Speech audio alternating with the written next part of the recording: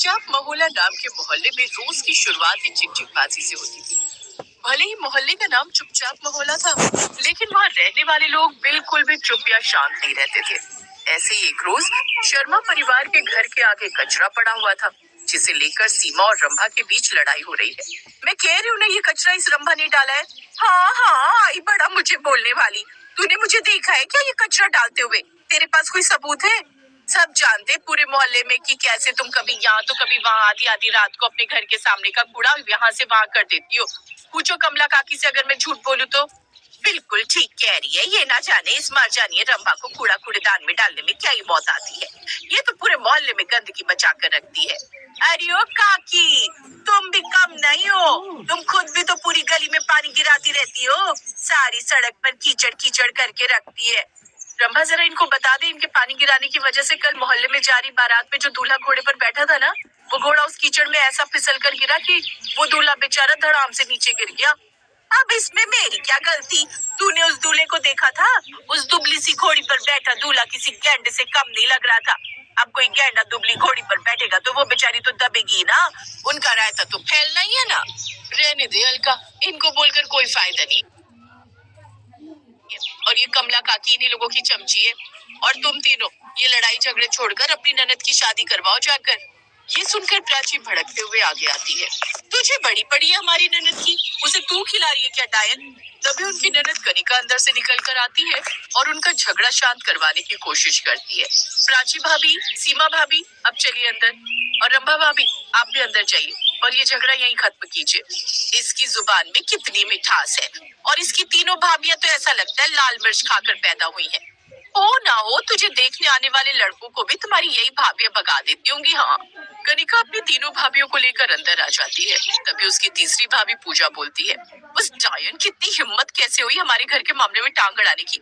देखना, एक दिन इसी मोहल्ले में हमारी ननद की ऐसी बारात आएगी कि ये पड़ोसन गर्म तवे पर जलकर खाक सी हो जाएगी। एक कहावत तो आप लोगों ने सुनी होगी कि जिस जगह लड़ाई झगड़ा होता है, असल में प्यार भी वही होता है। एक रोज उस मोहल्ले में पूरे दिन तक पानी नहीं आता। तब तीनों भाभियों ने ही अपने घर में अच्छा खासा पानी भर कर रखा होता है, जबकि सबके घरों में एक बूंद भी पीने का पानी नहीं होता। तभी एक बूढ़े काका, अरे अलका बेटी, पानी दे दो। मैंने तो खुद ही पानी नहीं भरा, प्यास के मारे मेरा तो गला सूख रहा है। यहाँ तक कि गलियां भी सूखी पड़ी हैं। कमला काकी को तो गली में पानी डालने को भी नहीं मिला। वहाँ खड़ी तीनों भाभियां ये बात सुन रही थी। अरे, सब लोगों को बिना पानी के कितनी परेशानी हो रही है। चलो ना, सबको थोड़ा थोड़ा पानी दे देते हैं, कम से कम कुछ काम तो निकलेगा। तुम सही कहती हो, आखिर पड़ोसी तो पड़ोसी के काम आता है। अब वो तीनों सबको थोड़ा थोड़ा पानी देती हैं। उनका ये व्यवहार सबको पसंद आता है। ऐसे ही कुछ दिन बीत जाते हैं। एक रोज उनकी ननद को देखने लड़के वाले आते हैं और उनकी ननद की शादी इस बार तय हो जाती है। वो तीनों मोहल्ले के हर घर में लड्डू बांटते हैं। ये लो रंभा, अलका, लड्डू खाओ। ये लड्डू किस खुशी में, ये तो बताओ। हमारी ननद कनिका की शादी तय हो गई है, तो तुम भी कमर कस लो। हमारी ननद तुम्हारी भी तो ननद हुई, इस नाते तुम्हें भी काम की जिम्मेदारी निभानी होगी। हाँ हाँ, क्यों नहीं निभाएगी? इस मोहल्ले की इकलौती कुंवारी लड़की बची है वो तो। हम तो खूब धूम मचाएंगे उसकी शादी में। और पता है, किसी समुदाय भवन में नहीं बल्कि बैंकेट हॉल में शादी करेंगे हम अपनी ननद की। उनके तीनों भाई वही बुक करवाने गए, आते ही होंगे। अरे, आ गए आप लोग? बैंकेट हॉल बुक हो गया ना? नहीं प्राची, वो लोग बहुत ज्यादा पैसे मांग रहे हैं, उतना हम लोग नहीं दे पाएंगे। और समुदाय भवन खाली नहीं है, इसलिए अब हमें मोहल्ले में ही बारात के आने का इंतजाम करना होगा। तभी उनकी माँ और ननद भी वहाँ आ जाते हैं। लेकिन बेटा, शादी में तो बहुत कम समय है। इतने कम समय में हलवाई को न्योता, मोहल्ले की सजावट की तैयारी, ये सब कुछ कैसे होगा? माँ जी बिल्कुल सही कह रही है जी, इतनी जल्दी ये सब कैसे होगा? तुम सब चिंता क्यों करते हो? हम सब है ना हाथ बटाने के लिए। क्यों राम किशोर जी? हाँ हाँ, क्यों नहीं। बारातियों के लिए कुर्सी टेबल लाने की जिम्मेदारी तो मैं देख लूंगा, और पूरे मोहल्ले की साफ सफाई की जिम्मेदारी मेरी। और खाने की व्यवस्था मैं देख लूंगा, आखिरकार मैं हलवाई भी तो हूँ। फिर कुछ दिन बाद शादी से पहले कुछ लोग मोहल्ले की सफाई कर रहे थे, कुछ पूरे मोहल्ले को लाइट और फूलों से सजा रहे थे। लगभग 2 दिन में पूरा मोहल्ला चमक जाता है, और अब वो किसी बैंकेट हॉल से भी ज्यादा अच्छी तरह चमक रहा था। ऐसे ही हलवाई मिठाई बनाने की तैयारी कर रहा था। कनिका की मेहंदी की रस्म होती है। रंभा और अलका बहुत अच्छी मेहंदी लगाती थी, इसलिए कनिका को मेहंदी वही लगाती थी। ये लो रंभा, कुछ जूस पी लो। तब से तुम दोनों मेहंदी लगाने बैठी हो, थक गई होगी ना? अरे नहीं नहीं, और ये थोड़ा हाथ अभी बाकी है। अच्छा तुम अपना करो और मुंह खोलो, मैं ही तुम्हें ये जूस अपने हाथों से पिला देती हूँ। सच में इस मोहल्ले की ना बात ही अलग है। कुछ दिन पहले दोनों एक दूसरे के खून पीने पर उतारू थे, लेकिन आज देखो तो कैसे प्यार से जूस पिलाया जा रहा है। यही तो इस मोहल्ले की खासियत है, यहाँ पल में झगड़ा और पल में प्यार हो जाता है। अच्छा जल्दी करो, फिर सबने डीजे पर डांस भी करना है। मेहंदी की रस्म के बाद सब लोग मिलकर डीजे पर डांस करते हैं और अगले दिन बन्नों को हल्दी लगाकर हल्दी की रस्म पूरी करते हैं। फिर शादी वाले दिन पूरे मोहल्ले की औरतें सजकर हाथों में फूलों की थाली लेकर और सभी मर्द हाथों में फूलों की माला लिए बारातियों के स्वागत की तैयारी में खड़े थे। पता नहीं ये लड़के वाले कब आएंगे, मेरी तो आंखें थक गई बारात की राह देख देख कर। मोहल्ले के सभी लोग बारात की तैयारी कर रहे थे कि तभी नाचते गाते बारात आ जाती है। फिर कनिका की भाभियां उसे स्टेज तक लेकर आती है, जिसके बाद जयमाला की रस्म होती है। सभी मोहल्ले वाले उन पर फूलों की बारिश करते हैं। इसके बाद मोहल्ले के पंडित जी मंत्र पढ़ते हैं और उनकी फेरे करवाते हैं। चलो भाई, अब विदाई का समय हो रहा है, अब जल्दी से लड़की को विदा करो। इस तरह हंसी ठिठोली के बाद ननद की विदाई के वक्त सभी मोहल्ले वालों की आंखें भर आती हैं। फिर वो सब मिलकर ननद को विदा करते हैं। शादी के बाद कनिका की तीनों भाभियां और उसके माता पिता मोहल्ले वालों के आगे हाथ जोड़कर उनका धन्यवाद करती है। साथ ही उनकी सास यानी कि कनिका की माँ हाथ जोड़कर मोहल्ले वालों से कहती है, आप सबका बहुत बहुत शुक्रिया, जो आप सबने मेरी बेटी की शादी में इतना योगदान दिया कि हमारा दिल खुश हो गया। लड़ाई झगड़े तो चलते रहते हैं, लेकिन ऐसे मौके पर सबका साथ मिलना बहुत बड़ी बात है। आप सबने मेरी बेटी को अपनी बेटी की तरह समझकर उसकी शादी में ध्यान दिया।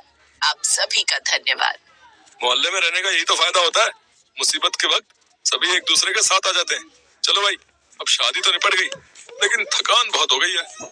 मैं तो अब जाकर अगले 3-4 दिन अच्छे से सोने वाली हूँ। चलो अच्छा है काकी, कम से कम इसी बहाने मोहल्ले की सड़कें अगले 3-4 दिन तक गीली तो नहीं रहने वाली।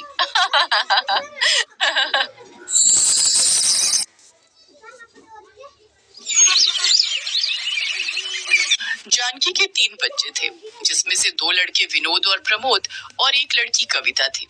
बिन बाप के बच्चों को जानकी ने खूब लाड प्यार से पाला। उसने कभी उन्हें कोई तकलीफ नहीं होने दी। माँ बाप दोनों की जिम्मेदारियां उसने बखूबी निभाई। समय बीता और तीनों बच्चे जवान हो गए। विनोद और प्रमोद अच्छी कंपनी में नौकरी पर लग गए, जहाँ उन दोनों को अपने मालिक की अमीर घर की 2 बहनों नैन्सी और सुप्रिया से प्यार हो गया। जानकी को भी दोनों लड़कियां पसंद आ गई। फिर सबकी रजामंदी से शादी की तारीख पक्की हो गई। माँ, मैं तो अपने भाइयों की शादी में गाउन पहनूंगी। हाँ, तू तो ऐसे तैयारी कर रही है जैसे हमारी नहीं बल्कि तेरी शादी हो, है? और क्या भला, आखिर क्या जरूरत है बेकार में खर्चा करने की? माँ, ये तो तुम्हारी ही साड़ियों से कोई पहन लेगी, है? आखिर तुम दोनों भाइयों की इकलौती बहन है, इतना तो इसका हक बनता है। फिर जानकी ने अपने पैसों से कविता के लिए गाउन बनवा दिया। ऐसे ही शादी वाला दिन भी आ गया और जानकी की दोनों बहुएं ब्याह कर घर आ गई। कुछ दिन ऐसे ही बीत गए। एक रोज, बस अब जल्दी से अपनी बेटी के हाथ भी पीले कर दूं, तो मैं अपने सारे फर्ज से मुक्त हो जाऊंगी। वैसे भी मैं अस्थमा की मरीज हूँ, न जाने कब क्या हो जाए। तभी जानकी की दोनों बहुएं वहां गई। अगर दोनों माँ बेटी की खुसुर फुसुर खत्म हो गई हो तो घर के कुछ काम कर ले, और नहीं तो क्या, अब हम दोनों सारा दिन किचन में रहकर खाना बनाएंगी क्या? ना बाबा ना, हमसे तो ना होगा ये। चल कविता, रसोई में बर्तन रखे उन्हें धो दे, फिर खाना बना ले जाकर। इस तरह दोनों अमीर घर से आई बहुएं सास ननद से घर के काम करवाने लगी। दोनों बड़े घर से आई थी, लेकिन फिर भी उनके मन में लालच भरा हुआ था। सुनिए जी, कि माँ जी कविता को कुछ ज्यादा ही प्यार करती हैं। अब कल की बात लो, माँ जी ने अपनी सोने की बालियां कविता को दे दी। मुझे तो डर है कहीं एक दिन वो ये घर भी उनके नाम ना कर दे। और क्या, वैसे भी किसी के मन में कपट आते कहाँ देर लगती है। दोनों बीवियों ने अपने पति के मन में बीज बो दिया। फिर क्या था, अगले ही दिन विनोद और प्रमोद वसीयतनामा लेकर अपनी माँ के पास पहुँच गए। माँ, इन पेपर्स पे साइन कर दो। कैसे पेपर्स और क्या लिखा है इसमें? यही कि आपको कुछ हो गया तो आपकी ये सारी प्रॉपर्टी हमें बट जाएगी। अपने जीते जी तो मैं ऐसा नहीं करूंगी। माँ, आप मेरी चिंता क्यों कर रही हो? और वैसे भी अभी तो मैं पढ़ ही रही हूँ। आप ये घर बेझिझक होकर साइन कर दो। अपनी बेटी की बात मानकर जानकी ने वैसा ही किया। लेकिन अब तो जैसे नैन्सी और सुप्रिया का सपना पूरा हो गया। एक रोज दोनों भाई ऑफिस के काम से शहर से बाहर गए होते हैं और कविता की दोनों भाभियां किट्टी पार्टी में गई होती है। तभी अचानक जानकी की तबीयत खराब हो जाती है। दोनों भाभियां फोन नहीं उठा रही, अब क्या करूं? माँ तुम चिंता मत करो, मैं तुम्हें अभी अस्पताल लेकर चलती हूँ। कविता बाहर ऑटो ढूंढने जाती है, लेकिन जब तक वो वापस आती तब तक जानकी दम तोड़ चुकी थी। अपनी माँ की मौत के सदमे से कविता को बहुत गहरी चोट पहुंची थी। लेकिन अभी उसका दुख दूर नहीं हुआ था कि उसकी दोनों भाभियों ने वो कर दिया जिसकी उसे उम्मीद नहीं थी। नहीं भाभी, मैं इस घर को छोड़कर कहीं नहीं जाऊंगी। इस घर में मेरी ये माँ की यादें बसती हैं। लेकिन तुम्हें हमारे साथ ये घर छोड़कर जाना ही होगा, क्योंकि हमने ये घर बेच दिया है। तुम ऐसा कैसे कर सकती हो भाभी? नहीं, मैं अपने रहते इस घर को नहीं बेचने दूंगी। इसके अलावा तुम्हारे पास कोई ऑप्शन भी नहीं है, क्योंकि माँ ने ये अपने दोनों बेटों के नाम कर दिया था। दरअसल उस रोज उन्होंने वसीयतनामे पर अपना ही नाम लिखा था, कविता का नहीं। कविता मजबूर थी, वो कुछ नहीं कर पाई और मजबूर होकर अपनी भाभियों के साथ चली गई। कविता हमेशा अपनी माँ को याद करके रोती रहती। ओफो, अभी तुम्हारा रोना धोना आखिर कब तक चलेगा? चलो अब ये सब ड्रामा बंद करो और घर के काम करो जाकर। आखिर कब तक मुफ्त की रोटियां तोड़ेगी? हाँ उठो अब, और रसोई में बर्तन पड़े हैं उन्हें धो लो, फिर कपड़े भी धो लेना। लेकिन पहले रसोई में जाकर नाश्ता बना लो।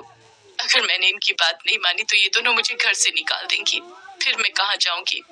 अब कविता सारा दिन घर का काम करती और जब समय मिलता तब आधी रात को पढ़ने बैठती। एक दिन घर में विनोद और प्रमोद की बिजनेस पार्टी थी। उसमें क्लाइंट्स के साथ उनकी वाइफ भी आई थी।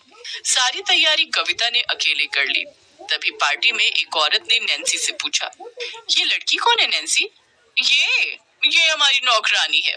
ये सुनकर कविता को बहुत बुरा लगा और वो बिना किसी से कुछ कहे उस घर से चली गई। लेकिन उसे कहीं ठिकाना नहीं मिला, इसलिए वो फुटपाथ पर रहने लगी और भीख मांगकर अपना गुजारा करती, साथ ही अपनी पढ़ाई भी करती। समय बीतता रहा और एक दिन उसकी मेहनत रंग लाई। उसने एसएससी की परीक्षा पास कर ली। फिर भीख मांगने वाली एक गरीब ननद इनकम टैक्स अफसर बन गई। ऐसे ही समय बीता। एक रोज, हे राम, हम लुट गए, बर्बाद हो गए। क्या हुआ? ऐसे क्यों चिल्ला रही हो? हमारे हस्बैंड के दफ्तर में पुलिस वालों की रेड पड़ी है, सब कुछ जब्त हो गया, ऑफिस सील हो गया और गार्ड कह रहा था अब वो टीम हमारे घर ही आ रही है। हमें क्या पता था ये दोनों भाई गैर कानूनी काम करते हैं। क्या? अब हम कहाँ जाएंगे? फुटपाथ पर। न जाने किसके श्राप का फल है जो हमें ये दिन देखने को मिल रहे हैं। तभी पुलिस वहां आ गई और उन्होंने उनके घर को भी सील कर दिया। अब वो दोनों सड़क पर आ गई। उधर कविता सरकारी आवास में रहती थी। उसने जब अपने भाइयों के बारे में अखबार में पढ़ा तो वो खुद को उनसे मिलने से रोक नहीं पाई। वो अपनी कार से जा ही रही थी कि तभी उसने अपनी दोनों भाभियों को फुटपाथ पर बैठे देखा। भाभी, आप दोनों यहाँ? ये सब कैसे हो गया? मैंने अभी अभी अखबार में देखा जो कुछ भी आपके साथ हुआ। ये सब हमारे कर्मों का फल है कविता। हमने जो तुम्हारे साथ किया उसकी सजा हमें मिल गई। अब तुम हमें माफ कर दो। हाँ नैन्सी, अब तुम हमें माफ कर दो। आप दोनों घबराओ मत और मेरी गाड़ी में बैठो और मेरे घर चलो। तुम्हारी गाड़ी? तुम्हारा घर? हाँ, अब मैं एक इनकम टैक्स ऑफिसर बन गई हूँ। अपने दोनों भाइयों को छुड़वाने के लिए कुछ करती हूँ मैं। खुशी के मारे उसकी भाभियों ने उसे गले से लगा लिया। उसने अपने भाइयों की भी जमानत करवा दी। अब दोनों भाइयों ने कसम खा ली कि वो अब ईमानदारी से काम करेंगे। अब दोनों अमीर भाभियां अपनी गरीब ननद के बड़प्पन के आगे झुक गई, क्योंकि आज उनकी गरीब ननद उन दोनों से भी ज्यादा अमीर थी।